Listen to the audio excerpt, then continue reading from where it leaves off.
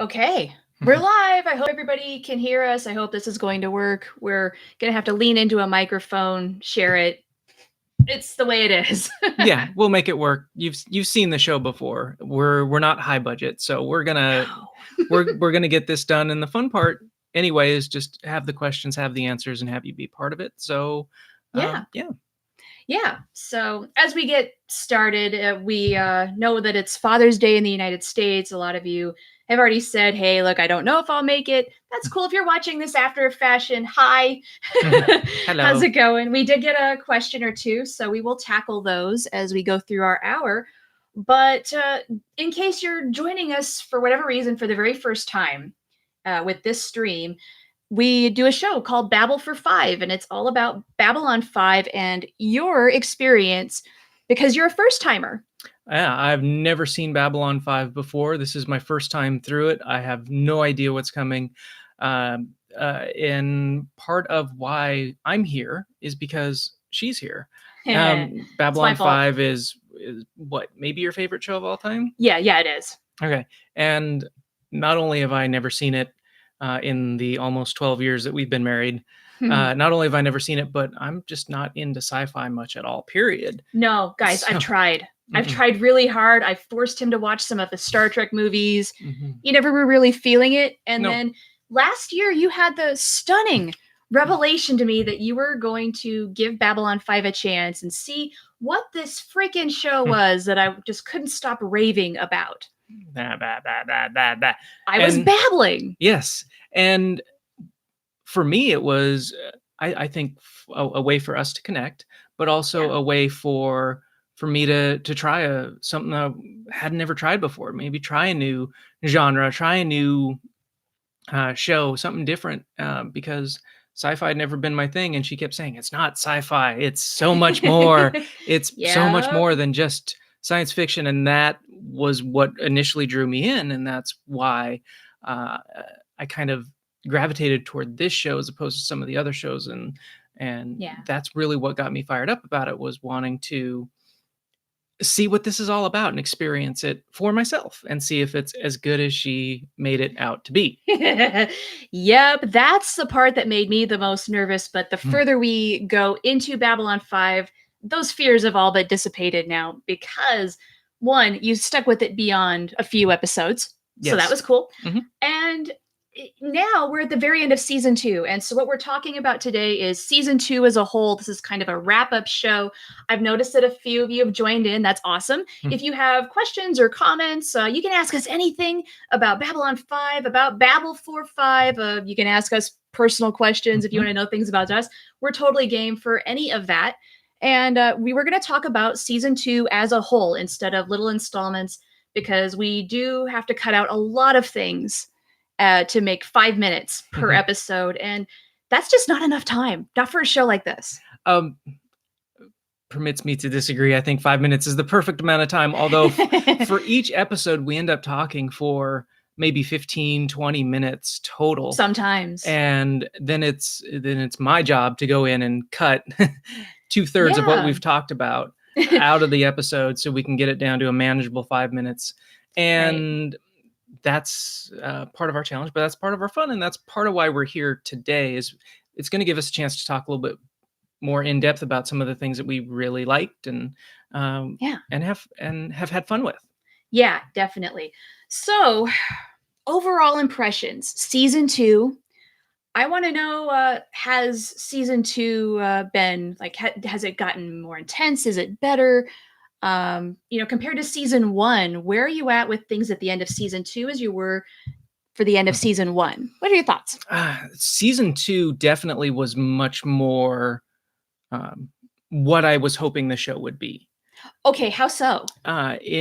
When I was first getting into this, you were talking about, it's not like other sci-fi shows where there's more sort of continuity between each episode. Each season kind of forms its own arc, and that's what I really wanted to get out of a show like this, was not the episodic one-off adventure of the week, alien of the week kind of stuff, but longer serialized storytelling. And that's what we got from from season 2 much more than season 1. Season 1 was a lot more episodic, a lot more setup, that kind of stuff. And it just wasn't what I thought it could be. And I think season 2 sort of developed, and now that we knew the characters and now that we had seen them in action a little bit, we were able to take them on a journey. Right. And season 2, the wheels are kind of turning.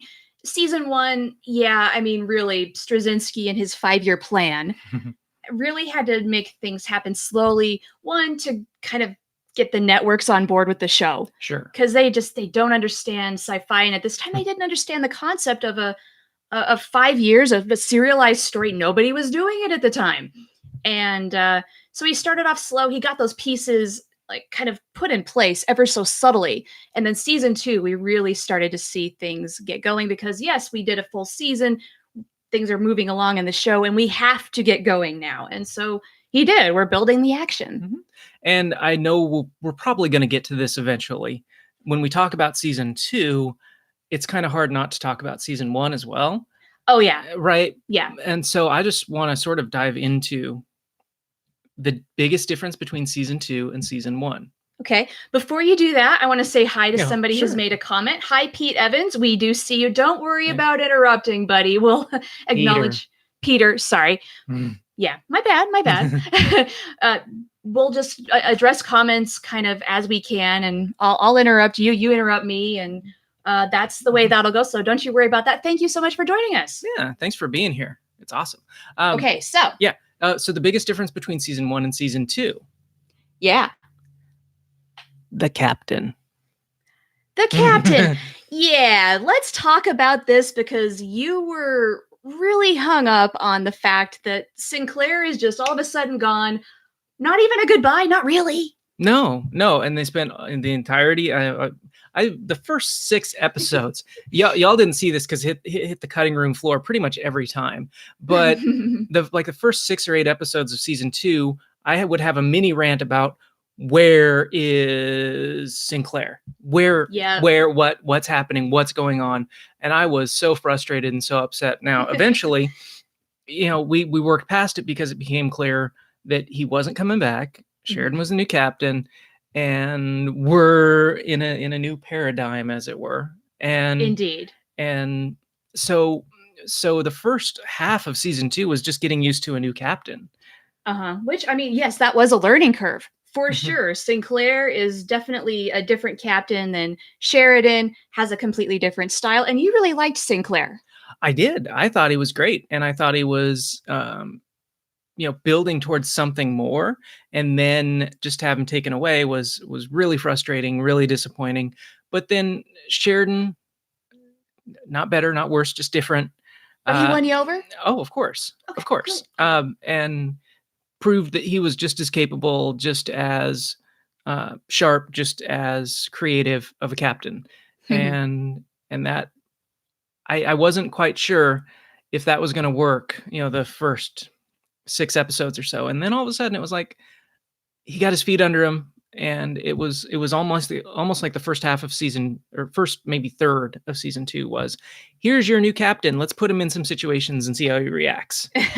Essentially, I think I acclimated a little more quickly to Sheridan the first time I watched this because Bruce Boxleitner has that nice kind of not jovial, but happy-go-lucky kind of persona, attitude. He brought that to Sheridan. And what sold me the most, though, was that Ivanova knew him and she trusted him. And so I thought, this guy can't be that bad. Loves Ivanova. Oh, role models. I mean, she was goals. I want, if I could have put the personality, the wisdom of Delenn with the sarcasm and the fun nature of Ivanova, I mean, that would be my quote unquote ideal self. Yes. So, Peter's chipping in here. Yeah. What do you guys say? Yeah. About Sinclair, just that he's great. He grounds it more. I agree with that. I agree. He kind of ground, he's not, there's not the heroic posing. I love that. I love that take, because that's something I hadn't really thought about, but yeah, it's true. It's true. He's not the action figure superhero like Sheridan kind of is. Not really, although Sinclair did have a death wish, which we poked fun of in Yes. season 1. Like, Yes. you're gonna throw yourself to the fire every time, aren't you, buddy? And he did. Yes. Oh, and we poked fun in season 1 a little bit about. I have an idea, Oh, yes. That was your trademark. and I didn't see as much of that from Sheridan No. in season 2, which was nice. It was kind of refreshing that 'Cause we'd done it. well, yeah, 1, we had done it, but 2, I think he relied on his team more than Sinclair did. Right? Sheridan was more of a team player that way, and sure, he had his moments where he wasn't, but I think he was much more of a team player, and I think that was a good thing. Cool. Yeah, very cool comment. This is the beauty of the live feedback, is we can immediately have a back and forth. This is so much fun. Thank you, everybody who has showed up. I noticed a few more people are in the stream here. Please feel free to say hi. Yes. We want your comments. Yes, and moreover, we want to hear too your questions. And we're on a topic, but we're on that topic because you directed us to yes, it. yeah. If there's anything you want us to talk about, feel free to chime in. Questions, thoughts, here's a chance. Ideas, concerns, rants. We want it all. Oh, and you did get into some rants this season. Yeah. I'm particularly thinking of the episode where the ISN journalist comes to Babylon 5. Here we go. Yeah, guys, if you didn't notice, Patrick didn't like that much. Okay. Oh, hey. So yes, before we get into the rant about journalism, because y'all have heard that rant already. Joseph chimes in. What's the deal with your distrust of Delenn for so long? That is a great question. That is a fantastic question, because there's no secret that basically all of season 1 and the first 2/3 of season 2, I didn't trust Delenn. Right. And I know when it happened. Oh, please. It was the season 1 episode Legacies, where it's the Minbari fighter, the body's going around, and she does what she deems appropriate with it. And it was at that moment you said, "What is up with Delenn? I do not like her." Yep. And I think what it boiled down to for me was, once I had that moment of like, what's going on here? And I don't know why with her so much more than all the others, because every ambassador has had that moment of going outside themselves, right? And making the whole audience question, what are they really doing? What's going on here? So with Delenn, I think part of it was they had set up so much about this Earth Minbari war, and that it was the wounds were still fresh. It had been 10 years, but it was still, and so it was like, okay, you're going to go from that to working together, and hey, that's great, that's awesome, I love it. But I also felt like it's an opportunity for like dirty tricks, and maybe I'm just jaded. Maybe I'm just too I don't know, cynical. And I don't know why it applied to her so much. I wish I had a rational explanation, but I don't. I really don't have a rational explanation, other than like everything she did, I could explain by, hey, this is a setup for stabbing someone in the back, for burning Babylon 5 to the ground and restarting a war. Like, I could explain everything until the Jack the Ripper episode. Oh, comes the Inquisitor, where he's interrogating Delenn. Until that episode, I mean, I had seen little moments where I'm like, okay, maybe I'm on her side, maybe I'm on her side. And then it was like, okay, if stuff's going to go down, it would have happened by now. And it hadn't, and it didn't. And I'm like, okay, now I guess I was wrong this entire time. And they're not calculating for some massive reinvention of the war. And maybe part of it too is just me getting to understand Minbari culture better. And well, maybe that was a big part of it, just thinking it's a Minbari thing. And the cast, and understanding, that maybe if she was in the warrior cast, that might be something different, but she's not. And that, she doesn't have that nature in her. And so that, understanding that better. And we saw that a little bit in season 2, where we saw the casts. Yeah, we did see more saw their approaches a little bit differently, and saw the divisions in Minbari culture a little bit clearer. And I think that helped me empathize with Delenn a lot more. Okay, cool. Let's talk a little more about Delenn, because she's going through like a physical transformation, but then the after effect of that whole thing really starts to bring out some stuff about this character. So, what did you think, one, about the transformation and kind of where things led from there, and how she's kind of a bridge between two worlds, but becomes an outcast, really? It wasn't embraced. She was rejected. Right, and rejected by both sides. And one of the things that I was surprised by was the one, she didn't see it coming. Well, I don't think anybody else has really. This is not a regular thing. No, and the other thing I was kind of surprised by was that, she kind of just did this. She kind of just went out there and did it on her own. It wasn't like she consulted the Supreme Court, or whatever they're called, the Great Council. Great Council. Thank you. The Supreme Court. I want to see Ruth Bader Ginsburg as a Minbari now. There we go. Yeah. The fact that consultation didn't happen. She clearly didn't even talk to Lanier about it. It just kind of happened. She was just doing it, and it was like, okay, what's your game here? Rather than saying, hey, this is something I want to do. This is a direction I want to go. Let's try to map this out a little bit more. Instead, it was like, okay, here I am. Check out my new hair. Move that hood. Yeah, right. That's why we had to make that the episode title. Yes. And so, yeah, it was just, now that I look back on it, it's a very noble effort. I think she had the best intentions. It was just not the best execution. But I think as we move on to seasons 3, 4, 5, that's going to become, like, she will be the bridge that she wants to be. You think it will happen? I think it will. I think she's going to play that role. And I don't know.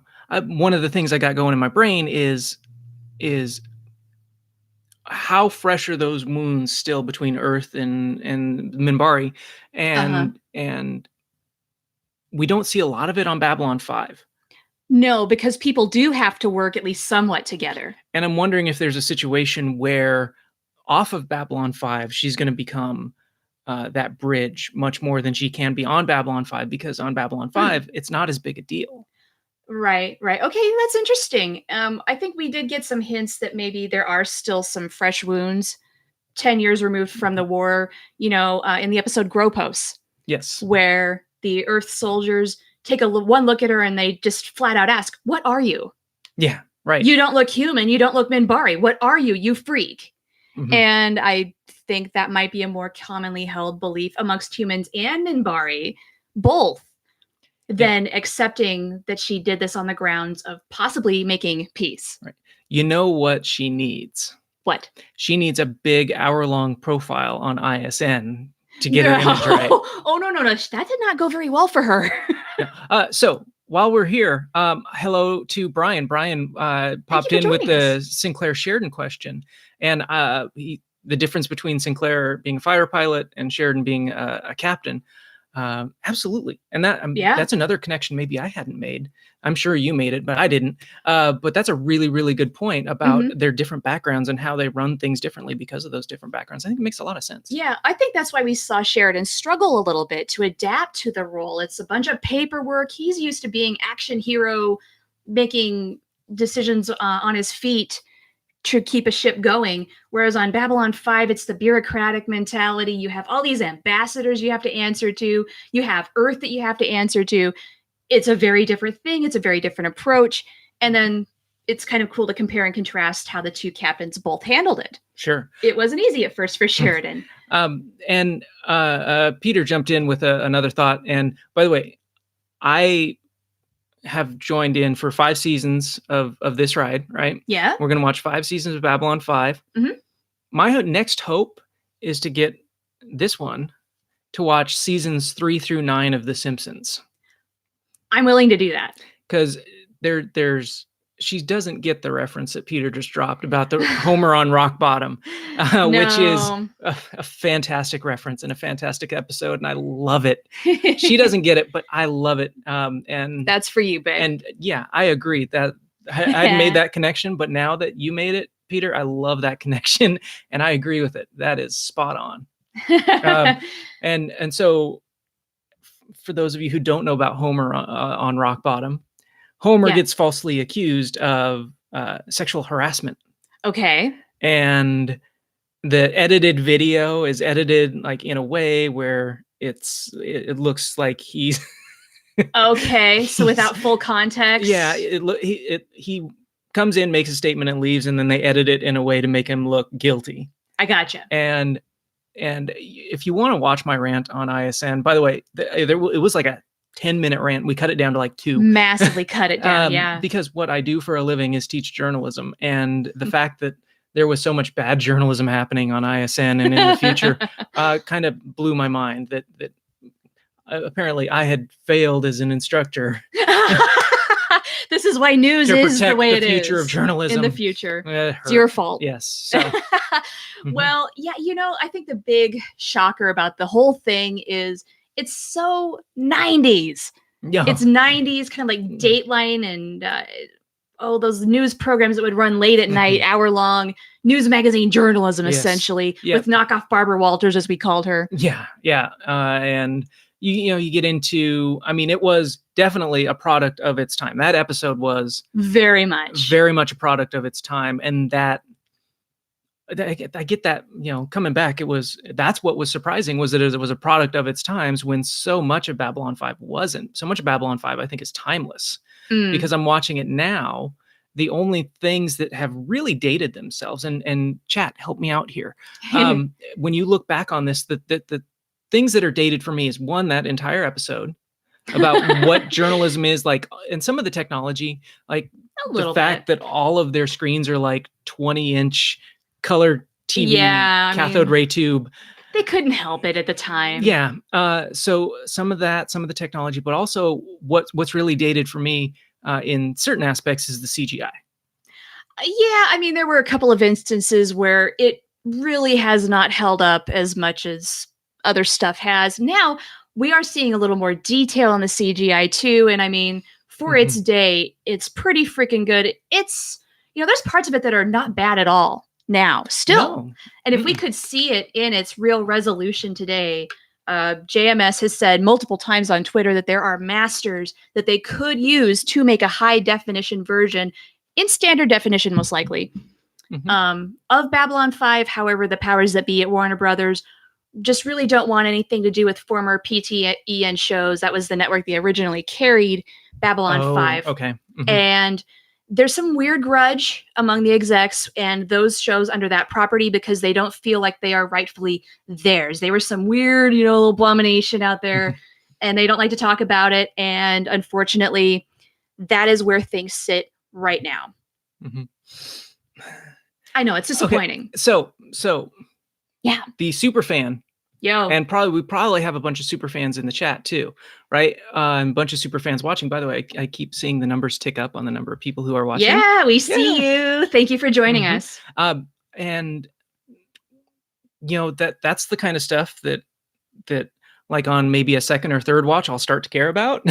Yeah. Right now, as the first timer, I can't. There's too much story to follow for me to really focus on all of those details and all of that backstory. It's really, really tough.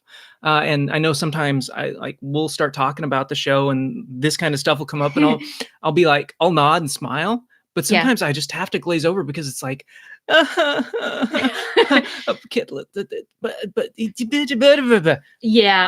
expressed many times just how difficult it is to follow everything that's going on. What should I be paying attention to? What can I discard? And I have to tell you, pay attention to everything at this point. Take in as much as you can, because you have no idea what's going to come back. No. You have no idea how things are going to fall out.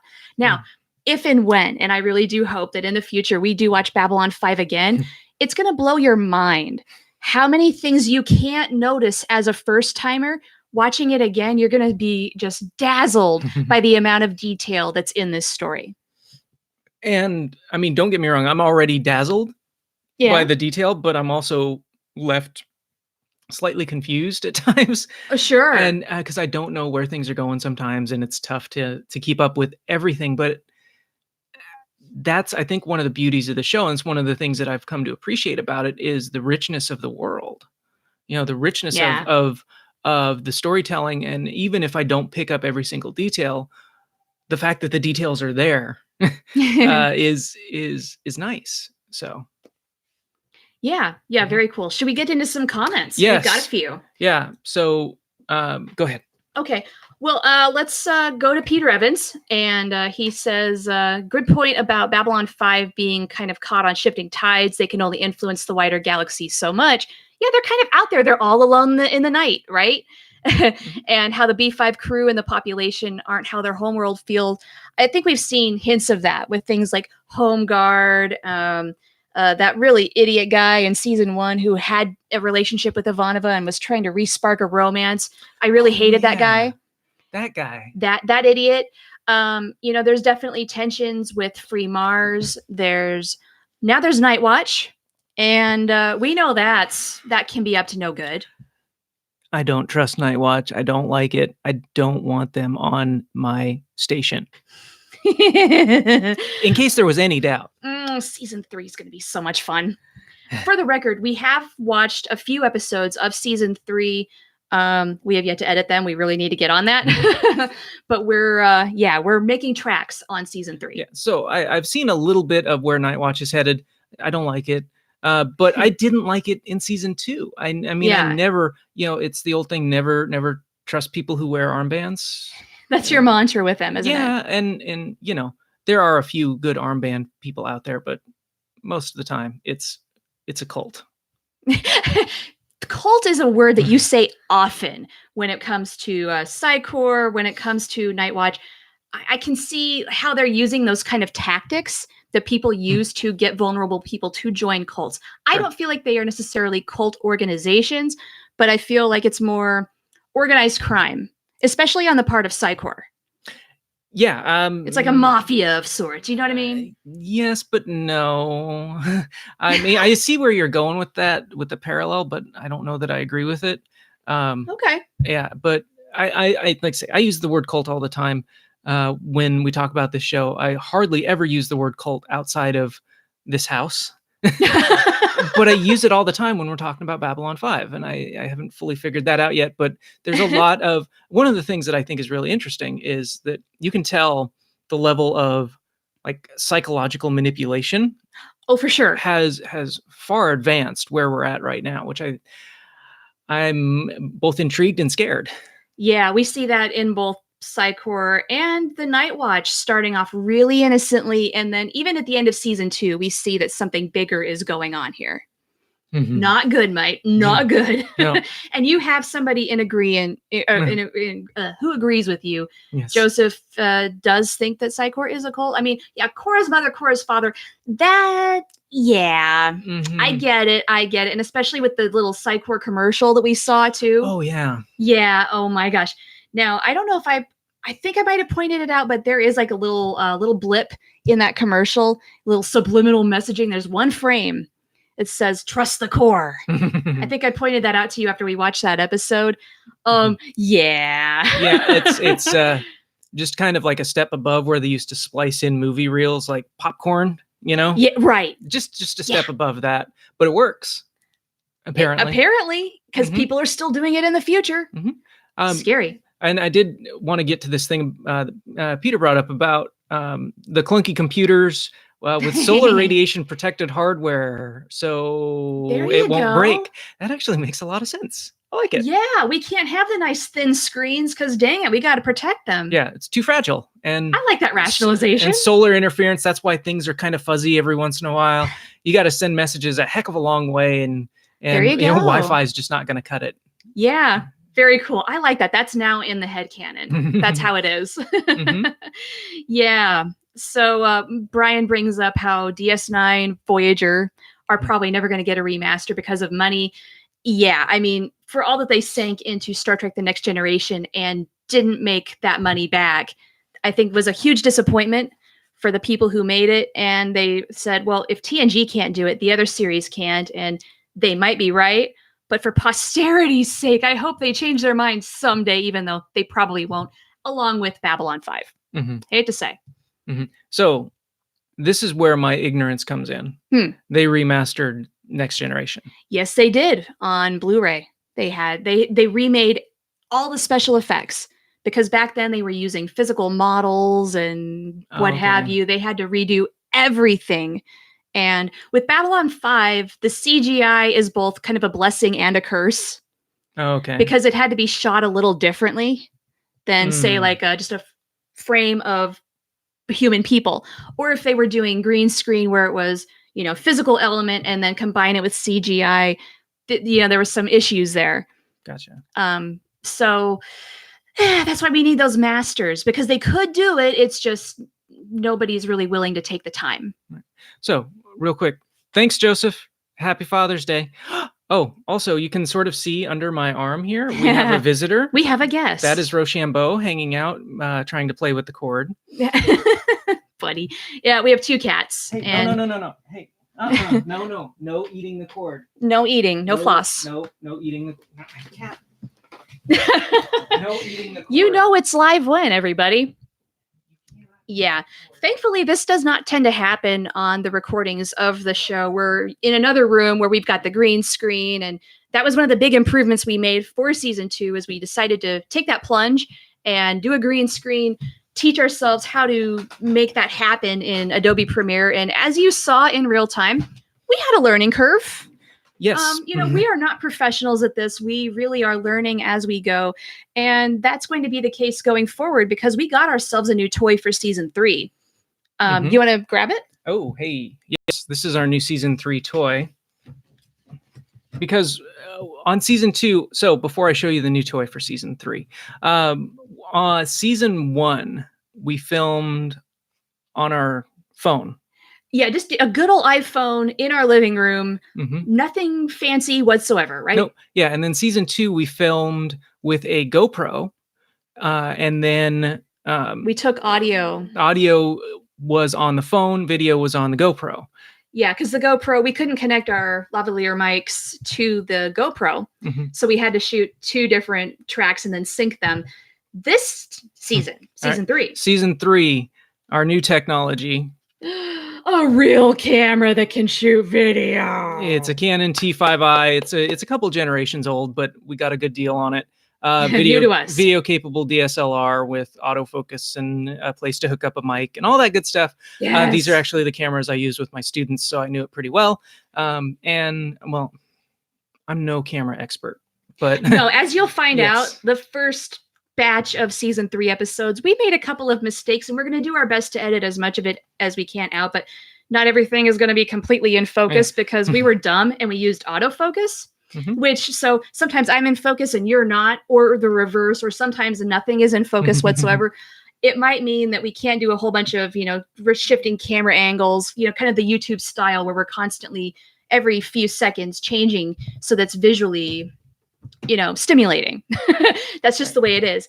But we'll do our best with it. And we hope that what we have to say, because those are some good episodes, is that, we can carry you through with the content, not necessarily the quality of the video itself. Yeah. And that's part of what we're learning here is just how to put together a show like this. And we appreciate you kind of joining us and putting up with some of the changes. Putting up with our missteps. And going from low budget to low budget. Semi-low budget. Low budget with a green screen. Yeah. But it's been fun and just learning some of this stuff has been really cool. Yeah, it really has. Yeah, whoops, didn't mean to hit the mic. We're not necessarily gonna ever go pro, but for an amateur show, this has been a really cool exercise and a way to encapsulate your journey through this story. We're gonna have this forever. Yes. And we do have a question that has come in if we want to tackle it. This actually there was a question that we got.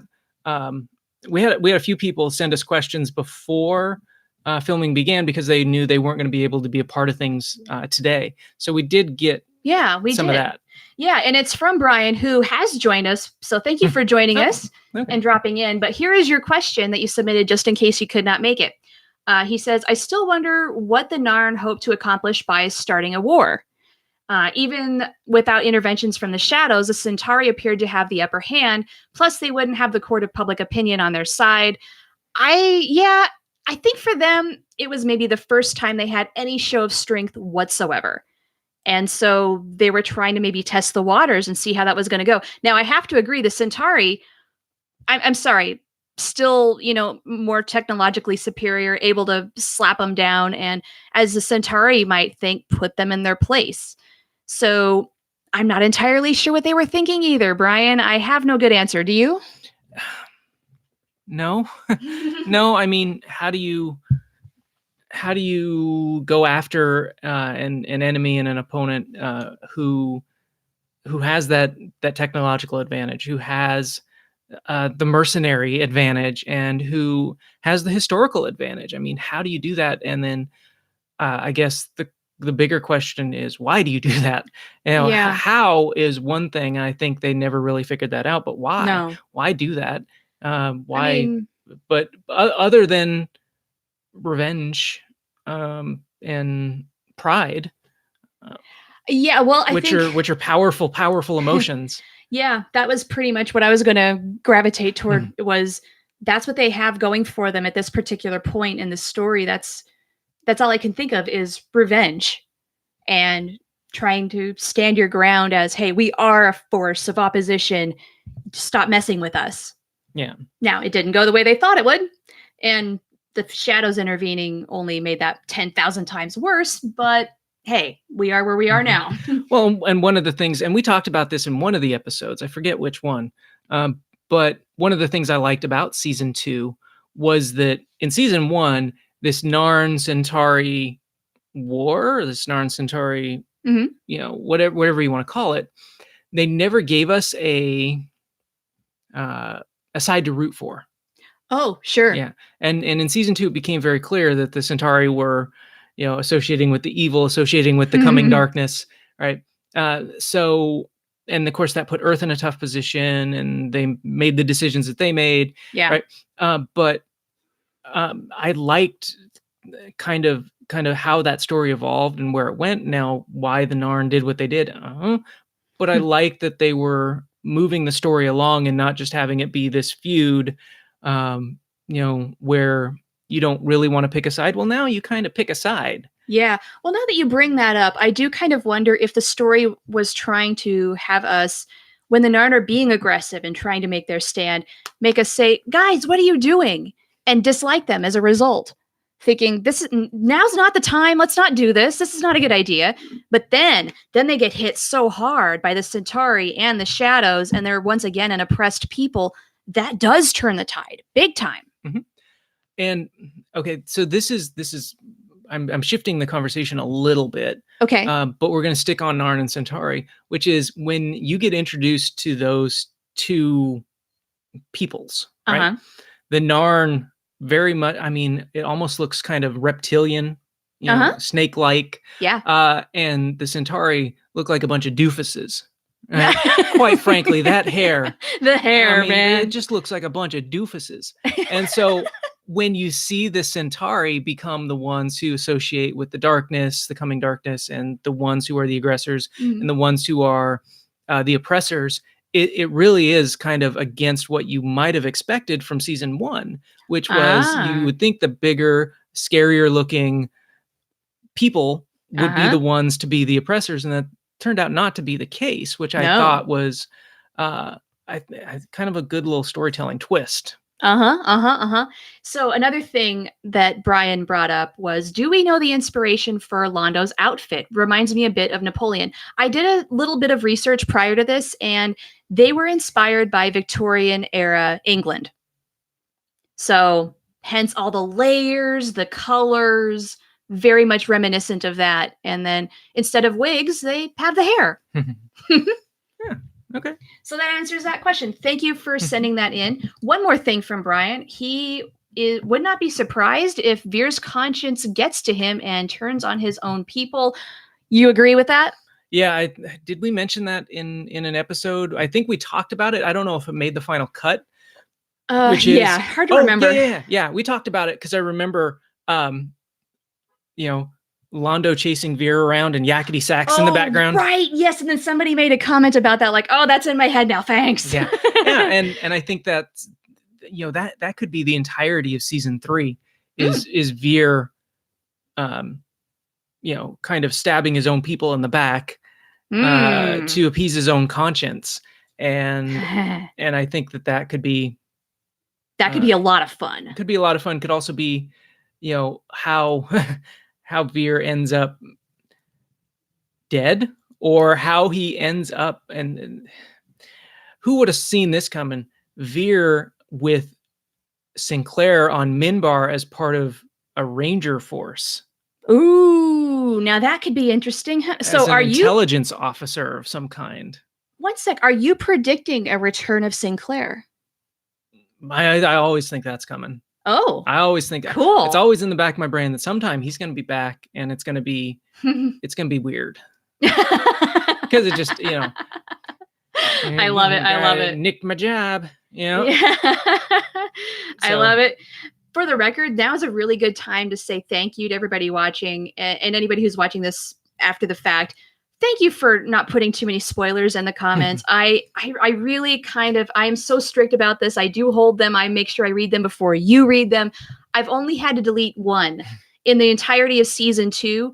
And so thank you guys for being amazing and following that little rule, just because I don't want this to be ruined for you so badly. And so thank you all for cooperating on that. It really does mean a lot. Now, Brian says, right continent, wrong country. Did I get that wrong? It wasn't England? Do tell. I thought it was England. But if I'm wrong, please tell me. Yeah. Maybe France? Maybe. I mean, I don't know. I could see some French influence there, sure. Okay. Yeah, let's see what he says. But also Peter jumped in with the Narn Sensari stuff about, when they felt they couldn't win, they could threaten to drag out a conflict with attrition, and to make Centaur people war weary. Maybe. I think if you weren't war weary after the first war, you probably weren't going to get war weary. But I like the theory. I do like the theory. I think there's some validity to it. Absolutely. Yeah, that honestly was one of the more confusing things about season 2, was where exactly that was going. And then the tide turned so quickly that I think it was easy to forget that. True. Yeah, it was, hey, we're going to start this up again. And then it was, I mean, they were done. Yeah. And, thanks to Morden and the Shadows and the Demigorgon and all that stuff. You still call it the Demigorgon. That's what it is. They're the Shadows. I know. But, it's my headcanon. I'll do what I want with it. That's okay. I mean, that's fair. I can't say anything to that. Okay. Other highlights for you this season. We did bring up Veer just for a moment, and this season had the fantastic opportunity to prove that Veer is no longer Food King. Yes, Veer is no longer Flounder. Veer is now Veer. And for a very long time, Veer was just, whenever I saw him, I saw Flounder from Animal House. I did not see anything else because, one, what a great movie. Yeah, and definitely. 2, I had never seen Stephen Furst in anything but Animal House. I mean, okay. I know he had shown up in a couple things, but even when he showed up in other things, he was still Food King. Food King. Food King. He was still Flounder. And finally, in season 2, he did become Veer. And now, when I look at him now, I can see that character and appreciate him much more as an actor than probably ever before. Nice. So, random detail: I saw him first as Veer. Mm-hmm. And then I watched Animal House. Like, oh, that's Veer. So I had the opposite reaction. That's so weird. I know. That's so weird to me. I hadn't watched that video, or I didn't watch that movie until I was 17.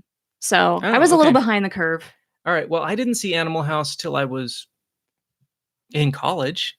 Right. So but we're in our 30s and you're watching Babylon 5 now. Well, true. By the way, hello to Daniel Delgado. Hey. So, I appreciate, one of the things that's been fun for me is I feel like there are a couple first timers they chime in our midst, but at the same time, I also feel like most of the people who watch Babble for 5 are folks just like you who know the show and who are, kind of snickering behind my back a little bit, which is totally appropriate. That's what we want. We want you to be able to laugh at me and with us a little bit. Because they know things you don't. Exactly. And so that's awesome. And it's also good to hear like that, that it's not just my wife who loves the show and wants to see it. It's I hate to use the word memory, but who wants to see its a legacy continue, who want to who want to get other people into it, who want to introduce their fandom to other people, and I think that's really cool.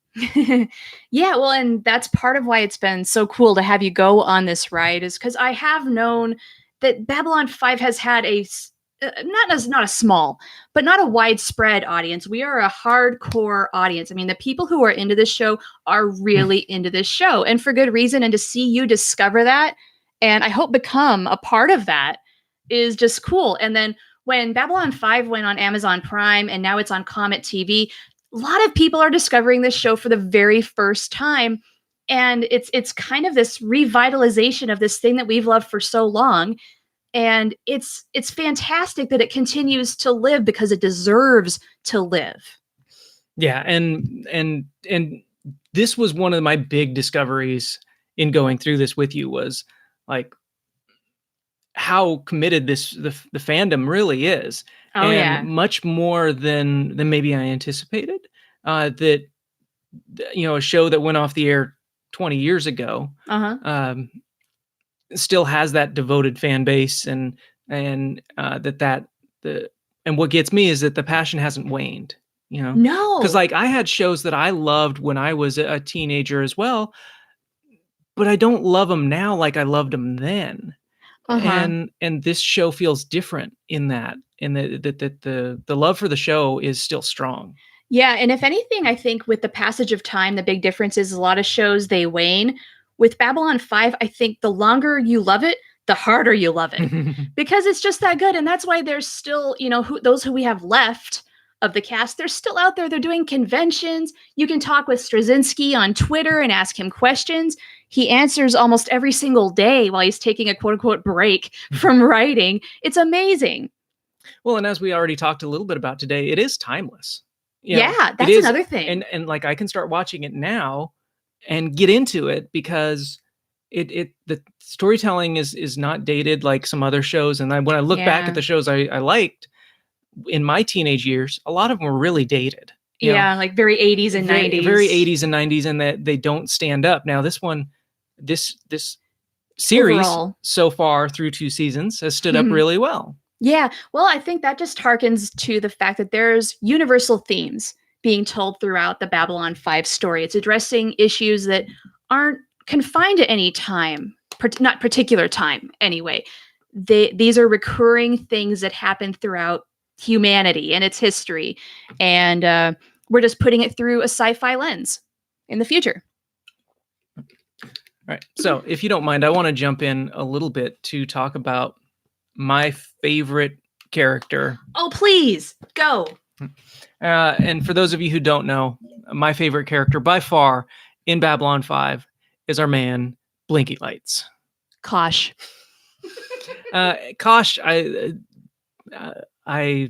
if I could be anyone, if I could inhabit anyone's body on Babylon 5 and go be them, it would definitely be Kosh, without a doubt. Why?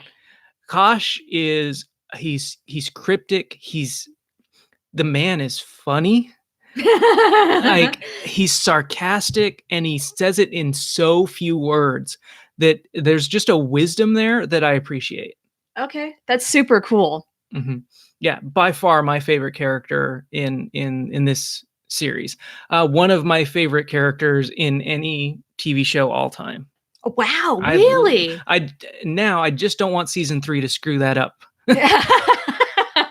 Well, I can't say anything. I can't make any promises, but there is much more Kosh in the future. Yay. Yeah. Kosh is one of those people you can tell, like, he doesn't need to say much, because he doesn't involve himself with the day-to-day. He doesn't involve himself with the petty stuff. He's there, he's there, but he's only going to get involved when the big stuff's going down. So like when you see him, like big stuff happening. Get ready, put your seatbelts on. Here it comes. And I think that's part of it too. I think there's probably a subconscious connection between seeing him and knowing that this story is about to get crazy. Oh, that's a great connection to make. Very cool. Yeah. So, like in the season finale, when Kosh actually exits his encounter suit and people see what they want to see, that I think says a lot, not just about Kosh, but about Vorlons in and of themselves. They are mysterious creatures. They don't reveal much of themselves to us. And that's by far been the biggest revelation, I think. Right. And the fact that they know that they don't need to. Right. Right. Yeah. That, hey, that's not for you, not now. Do your thing. But I mentioned it in the series finale last week for Babble for 5, and I don't know how much of it made I remember I cut the episode. I watched the episode a couple times. A lot. But we chopped a lot, and one of the parallels I tried to make, and I don't know, I don't even remember if it made the episode, was the parallel between Babylon 5 Series 2 finale and Pulp Fiction. Oh, I don't know if that made it or not. Do tell. Okay, so there's a line I draw between Kosh and his experience on Babylon 5 and what he does in the series finale, or the series season finale, and what happens with the briefcase in Pulp Fiction. And if you've seen Pulp Fiction, I mean, spoiler alert, the briefcase is kind of a central theme to that whole movie and what's in the briefcase. And there are incredible theories about what's in the briefcase, because when you open it, you only see this light. Yeah. Much like Kosh, you just see the light and you don't know what it is.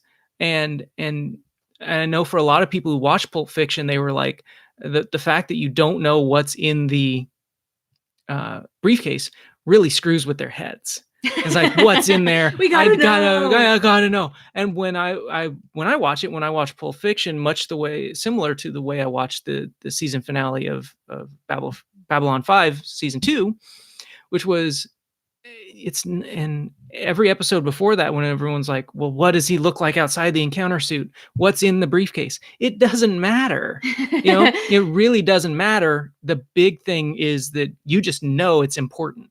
Yeah. Right. And what happened, I mean, I was almost kind of sad in the season 2 finale where we got to see him outside the encounter suit, and that secret was kind of broken and shared a little bit with the entirety of the station. I was kind of like, oh man, I kind of wanted that to stay a secret. But the fact that it happened the way it happened, I think was very natural. But I know you were really, really excited and fired up. Like after we watched the finale, you were like, you saw him outside the encounter suit. How exciting was that? And I'm like, yep. That's one of the things I love the absolute most about doing this is I have my own reactions. I remember how I reacted for the first time, and you often react in contrast to the things that I loved. You're just kind of, yeah. And then the things that I didn't think too much about, you are jazzed. And you help me appreciate those things. That's so cool. Yeah. And this in part comes from me not being a sci-fi fan, right? That I'm not looking for maybe the things that I would have seen before in other series. Sure. Because I have not watched a single other sci-fi series, a single other not in its fantasy entirety series. I mean, that's just not my it's not your thing. And so Babylon 5, one of the things I need y'all to understand, you said y'all, as an audience, is that Babylon 5 is not just, this is not my first time through Babylon 5 alone. Like it's also my first time through any sci-fi show, period.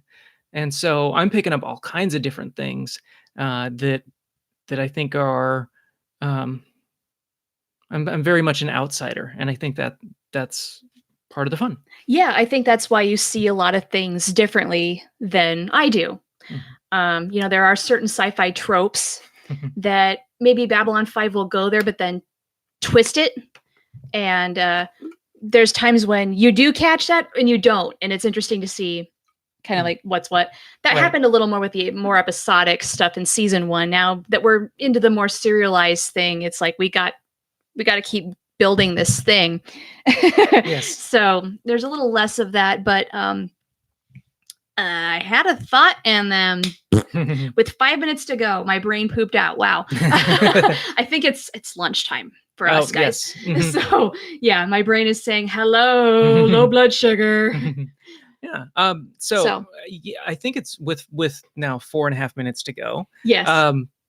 Maybe we can kind of wrap up our thoughts on season 2. And if you have any last questions that you want to get in, audience, in now. please get them in. That I would love to hear them. But my big thought on season 2 is that this is, we mentioned this at the top, but this is the season that really, especially the last half of season 2, I'm in. Like, I'm invested. Like, I've been invested before, but now there's a story that I desperately want to see through all the way to the end. That's so awesome. Yeah, I mean, I remember the end of season 1 with Chrysalis being such an explosive season finale that gets your attention. And we start out season 2 with the fallout of that, but then we keep going. A lot of shows just don't quite have that momentum. They have those explosive moments and then they take forever to build up again. That's not the case with Babylon 5. And the intensity just keeps building. And we're finding it harder and harder to cut episodes down to 5 minutes just because there's so much to talk about. And as we keep going, I think that's only going to become the case that much more. It's going to multiply by a factor of 10 each season. So, and one of the things we've done to ourselves is we work really hard now when we're recording. Like, once we get up to about 15 minutes, we just have to stop. We just have to stop, because we could talk for another 15 and then make it really tough on ourselves to bring it down to 5 minutes. And totally. But at the same time, we want to keep it 5 minutes. We do. A good round number. We want to keep it kind of, bite-sized.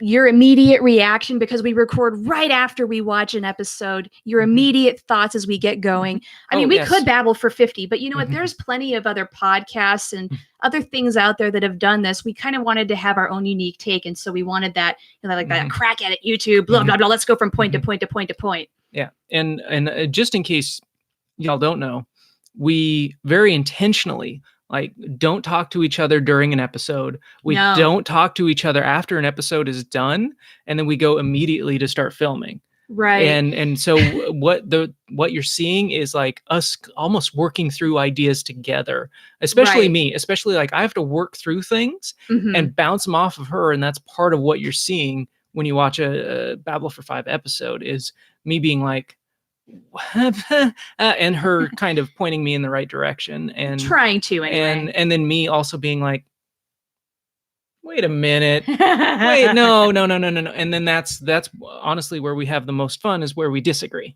Oh, absolutely. And we had some serious disagreements throughout this season that got fun. I love it when we disagree about this show.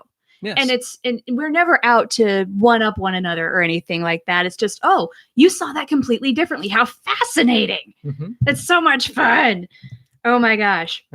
So with that said, we're getting very close to the end. And we're also, we mentioned this before, but we have watched the first couple, 3, 4, 5, whatever episodes of season 3. And we're getting ready to start uploading those episodes a week from Sunday, so 14 days from today. Yeah, we're gonna take one more week off because we need to kind of ramp up our queue. We need to start editing and all of that, keep watching and filming and making sure that our camera work is okay. Yes. And then we'll drop the next one on, what is today? Today's the 16th. Yeah, it's the 16th. So it's the very 30th, end of June. The 30th will be season 3, episode 1 on YouTube for Babble for 5. And we hope that you come with us and join us, because it's going to be, I think it's going to be crazy. I think it's going to be a lot of fun. It should be a wild ride, and we thank all of you who are watching now. Those of you who have, commented. We appreciate those of you, especially who comment regularly. We know that you're out there. We know we see you watching, and your input is always fun. And I love when. Because usually, I mean, season 2 has been you coming home from work, and I'll say, "Hey, guess what? You got comments to read," and I love doing that. So thank you guys for participating, for getting Patrick to think about things that maybe he didn't think about. And we're having a blast, and we hope that you're enjoying the ride with us. And it's a lot funner with you. So thank you very much for joining us and keeping things spoiler free. I really do appreciate that. All right. Hey, thanks for making me feel so comfortable here as a first timer. I know it would be real easy to rip on me. And so far, that really hasn't happened all that much. It's happened a couple times, but I got thick skin. I can handle it. Yeah, it's mostly been about your hair. Yeah, I've got weird hair, but I do appreciate you welcoming me in as the outsider, and I don't take that for granted. Yeah. So thank you, everybody, and we'll see you soon for season 3 in a couple of weeks. And until then, hope you're having a great Father's Day in the US, and we'll talk soon. Bye. Bye.